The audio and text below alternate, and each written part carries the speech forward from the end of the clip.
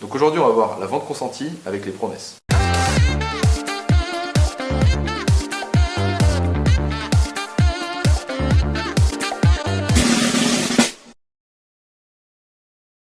Il s'agit d'un avant-contrat qui précède la conclusion d'un ou plusieurs autres contrats plus précis quant à leur contenu. La première, c'est la promesse unilatérale de vente, la PUV. La deuxième, c'est la promesse unilatérale d'achat, la PUA. Et la troisième, c'est la promesse synalagmatique de vente, la PSV. Donc là, on va voir les trois promesses sous la forme d'un exemple avec la vente d'un appartement.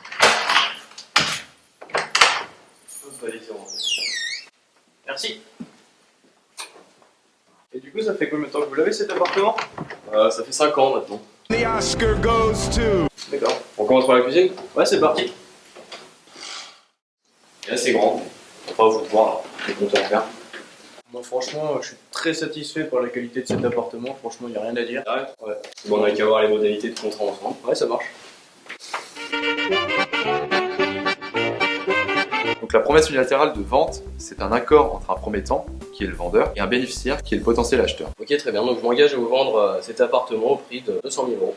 Ok, donc comme dans chaque PUV, je dispose d'une option. Exact. Donc j'ai donc un délai qui me permet d'acheter ou non cet appartement. C'est ça. Et durant ce délai, je m'engage à le vendre à personne d'autre que vous. Ok, pas de souci. Le vendeur s'engage à vendre le bien à l'acheteur, l'acheteur, lui, dispose d'une option. Pour rappel, une option est un délai durant lequel l'acheteur décide d'acheter ou non. Le vendeur doit uniquement proposer le bien à l'acheteur. Si l'acheteur utilise l'option, on dira qu'il lève l'option. Donc ici, dans une PUV, ça signifie que l'acheteur dit « j'achète ». Bon, pour la PUV, c'est bon. La promesse unilatérale d'achat est basée sur le même principe. Il y a un promettant, l'acheteur, et un bénéficiaire, le vendeur. Du coup, je m'engage à vous acheter votre appartement 200 000 euros dès lors que vous serez prêt à le vendre. Et j'ai bien une durée d'option. Oui. Donc j'ai le droit de me rétracter et de ne plus vendre. C'est ça? Exactement. Donc pour résumer, le promettant s'engage à acheter le bien au bénéficiaire dès lors que ce dernier le mettra en vente. Donc comme pour une PUV, il y a une durée d'option durant laquelle le vendeur peut se rétracter et ne plus vendre. S'il n'y a pas de délai fixé pour la durée d'option, cette dernière est fixée à 5 ans par défaut.